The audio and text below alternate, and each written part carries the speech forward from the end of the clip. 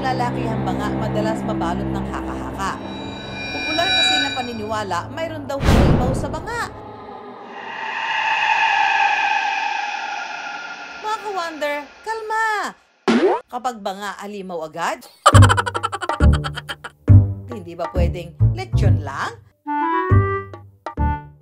Ang bestseller lechon manok nga raw dito sa Los Baños, Laguna, niluluto sa loob ng isang banga. Totoo ba?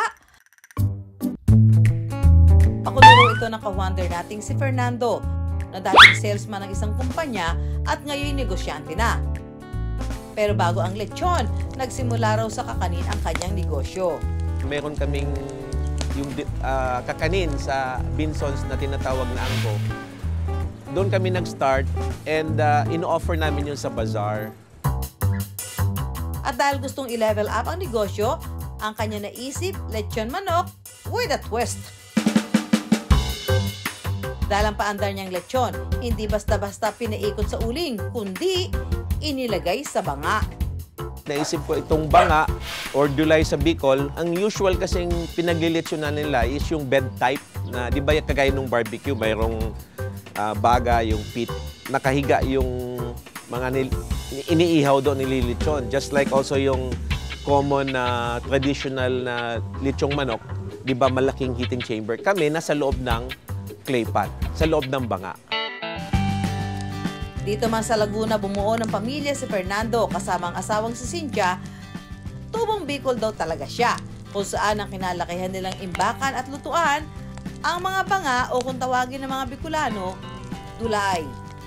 Sa Bicol, nung panahon, wala pang mga water district, wala pang nawasa, wala pang mga LARC na yan. Ang iniinom na tubig noon is iniinom galing sa Bicol sa dulay or sa banga sa Tagalog or tapayan. Ang iba niyan, mayroon niyang gripo, di ba?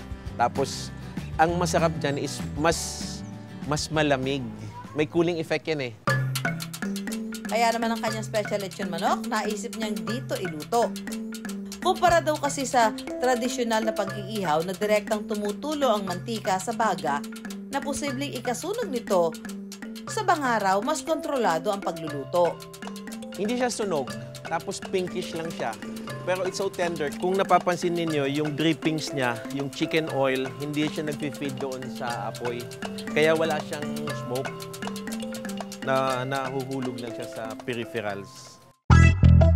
Samantala, tara na't husgahan na ang lechon manok sa banga. Fernando, pasample naman kami kung paano iniluluto ang lechon manok dyan. Ihanda ang manok na ibinabad sa toyo, kalamansi at tanglad. Saka magpabaga ng uling sa loob ng banga. Sunod na ikawit maigi sa hook ang mga manok at ipwesto pa ikot. Dito na isa-isang pahiran muli ng pinaghalong mantika at mga pampalasa ang mga ibiniti na manok.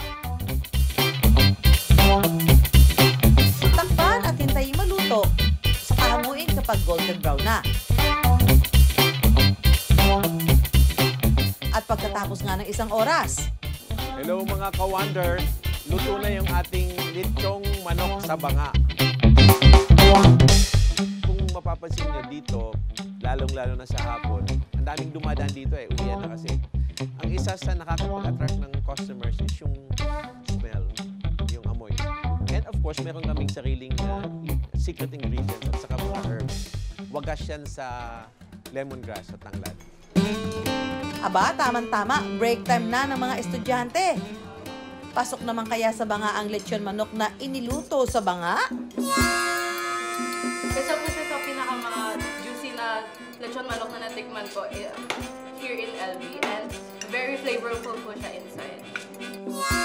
Usually, pag gusto kong kumain ng marami, dito po ako pupunta kasi yung compared sa ibang sizes ng chicken. Pero alam niyo ba mga ka-wonder, ang paggamit ni Juan ng banga, bahagi na raw ng ating kultura at kasaysayan mula pa noong unang panahon. So, marami naman ang functions ang banga even before natin ma-discover na pwede pala itong paglutuan. Kadalasan ito po ay lagayan ng tubig, imbakan ng tubig, or ng bigas, no? Maganda kasi siya is parang, so it's earthenware, tumatagal po yung pagkain at nung naaamoy natin yung kaunting usok, nagpe-penetrate po siya. Unlike na gumamit ka ng aluminum or stainless, masyado siya nakatakip.